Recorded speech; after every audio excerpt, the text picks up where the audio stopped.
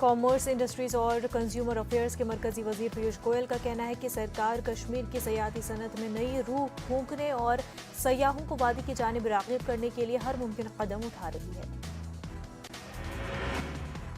कश्मीर में गैर मकामी बाशिंदों के कत्ल मामले पर मरकजी वजीर पीयूष गोयल का बयान, सरकार यकीनी तौर पर मौजूदा खराब सूरत हाल के तनाजुर में ठोस पॉलिसी जरूर मुरतब करेगी। यूथ कांग्रेस ने जम्मू में पेट्रोल और डीजल की कीमतों में हो रहे लगातार इजाफे के खिलाफ एहतजाज किया। यूथ कांग्रेस के कारकुनों ने सरकार के खिलाफ नारेबाजी करके अपने गुस्से का इजहार किया। उनका कहना है कि सरकार पेट्रोल और डीजल की कीमतें एतदाल पर रखने में नाकाम हुई है। दफा 370 और 35A की मनसूखी के बाद से अब तक लद्दाख में कोई मुस्तकिल तकर्रुरी नहीं की गई है और न ही मुलाजमत के लिए कोई वाज़ेह पॉलिसी है। इस सिलसिले में लद्दाख के बेरोजगार नौजवानों ने एहतजाज किया। बिलवुड क्रॉप साइंस ने कश्मीर के किसानों को उनके दरवाजे पर ही मिट्टी की सेहत की रिपोर्ट फराहम करने के लिए मुफ्त मोबाइल सॉइल टेस्टिंग वैन शुरू की। कश्मीर में डायरेक्टर महकमे ज़राअत चौधरी मोहम्मद इकबाल ने महकमे ज़राअत के सीनियर अफसरान की मौजूदगी में मोबाइल सॉइल टेस्टिंग वैन को झंडी दिखाकर रवाना किया। Jammu Kashmir academy of art and culture की तरफ से जम्मू में कौमी सतह का 5 रोज़ा आर्टिस्ट वर्कशॉप शुरू हुआ। वर्कशॉप में मुल्क की मुख्तलिफ रियासतों के फनकार शरीक हुए। वर्कशॉप का इफ्तिताह जम्मू के डिवीजनल कमिश्नर रघुलांगर ने किया। तहसीलदार करगिल ने लद्दाख यूटी के लिए नए रिहायशी सर्टिफिकेट का इजरा किया, जो लद्दाख खित्ते में स्टेट सब्जेक्ट का काम करेगा। 9 लोगों को ये न्यू रेसिडेंस सर्टिफिकेट दिया गया। हुकाम का कहना है कि सर्टिफिकेट को हासिल करने में जल्दबाजी करने या घबराने की जरूरत नहीं है। वजीर ममलकत बराए ज़राअत शोभा कुंद्रालाजे ने कृषि विज्ञान केंद्र कठवा का दौरा किया और किसानों के लिए शुरू की गई स्कीमों के बारे में जानकारी दी। उन्होंने कहा कि यहाँ के बासमती चावल को यूरोपीय ममालिक तक पहुंचाने की कोशिश की जाएगी। डोडा के कोटी गांव के लोगों ने पानी के बहरान को खत्म करने के लिए अपने पैसों से पाइप खरीद कर उसे करीबी नाले में नस्ब किया। वाज़ रहे कि जल शक्ति महकमे से करोड़ों रुपए पाइपलाइन स्कीम पर खर्च किया गया, लेकिन अभी तक पाइप नाकारा पड़े हुए हैं। लखीमपुर सान्हे के मामले में आज सुप्रीम कोर्ट में समाअत हुई। Chief justice N V Ramana, justice Suryakant और जस्टिस हुमा कोहली की बेंच ने मामले की सुनवाई की। सुप्रीम कोर्ट की जानिब से यूपी हुकूमत की सरजनिश हुई है। सुप्रीम कोर्ट ने स्टेट रिपोर्ट ताखीर से दाखिल करने पर नाराजगी का इजहार किया। सुप्रीम कोर्ट ने कहा कि हम कल रात 1 बजे तक इंतजार करते रहे। वहीं सुप्रीम कोर्ट ने अब इस मामले की समाअत उत्तर प्रदेश असेंबली इंतखाबात 2022 से पहले वज़ीर-ए-आज़म नरेंद्र मोदी ने यूपी को कीमती तोहफा दिया।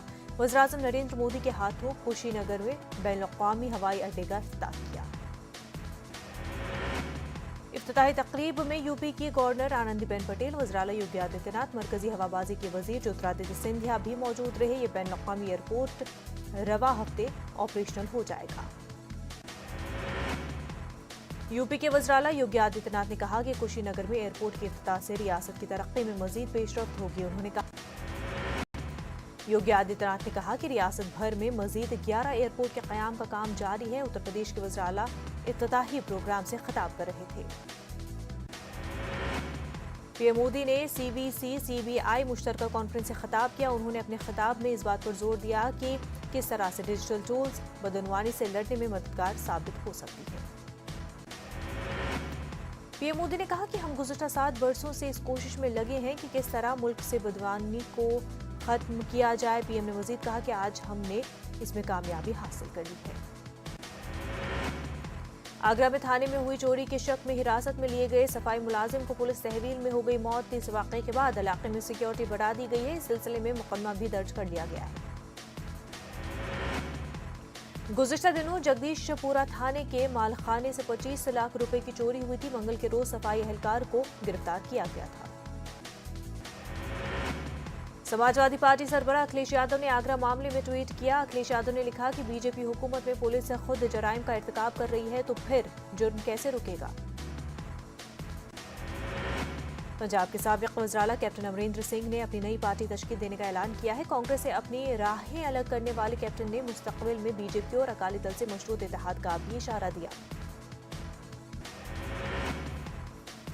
कैप्टन के मुताबिक अगर किसानों के मसाइल सुलझा लिए जाते हैं तो बीजेपी से इत्तेहाद किया जा सकता है। कैप्टन के सलाहकार ने सिलसिलावार हुआ है। इस इजाफे के बाद आज दिल्ली में पेट्रोल 1.19 फी लीटर फरोख्त किया जा रहा है। मुंबई में पेट्रोल की कीमत 112 रुपये 11 पैसे फी लीटर और डीजल की कीमत 102 रुपये 89 पैसे फी लीटर है। पेट्रोल डीजल की कीमतों में इजाफे से आम लोगों की मुश्किलात में इजाफा हो रहा है। अवाम को इन दिनों महंगाई की मार झेलनी पड़ रही है। सब्जियों के दाम भी देखे जा रहे हैं, बढ़ रहे हैं। टमाटर 60 रुपये में फरोख्त हो रहा है। दुनिया से नफरत को मिटाओ, मोहब्बत और भाईचारे को आम करो, इस पैगाम के साथ बेंगलुरु में सीरतुन नबी सल्लल्लाहु अलैहि वसल्लम का मरकजी जलसा मुनक्किद हुआ।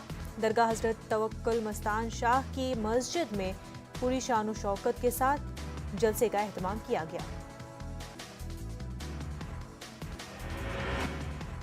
इस मौके पर पुलिस अफसरों को तहनीत पेश की गई। कोरोना वबा के खात्मे के लिए खुसूसी दुआएं मांगी गई। मरकजी मिलादो सीरत कमेटी, सुन्नी जमीयत आल कर्नाटक और मरकजी जुलूस मोहम्मदी कमेटी ने ईद मिलाद के पुरअमन इख्तिताम पर तमाम अवाम का शुक्रिया अदा किया। उत्तराखंड में बारिश और इससे जुड़े मुख्तलिफ वाक़यात में 40 अफराद जाबहक हो गए हैं। कुछ अफराद अभी भी लापता हैं, जिनकी तलाश जारी है। नैनीताल में बारिश थम गई है, जबकि अल्मोड़ा में बूंदाबांदी लगातार जारी है। एनडीआरएफ की टीमें मुतासर इलाकों में मुतहरिक हैं। महलूकीन के लवाहिकीन के लिए वज़ीर-ए-आला पुष्कर सिंह धामी ने मुआवजे का ऐलान किया है। नैनीताल, अल्मोड़ा और चंपावत ज्यादा मुतासर हुए हैं। मुल्क में कोरोना के 14,623 नए मामलों की तस्दीक हुई है। वज़ारत सेहत की जानिब से जारी करदा आदाद-ओ-शुमार के मुताबिक पिछले 24 घंटों में 197 अमवात दर्ज की गई है। मुल्क में कोरोना रिकवरी रेट 98.15%। मुल्क में अब तक 1,78,098 एक्टिव मामले हैं। वहीं मुल्क में कोरोना के खिलाफ टीकाकारी मुहिम भी तेजी से जारी है।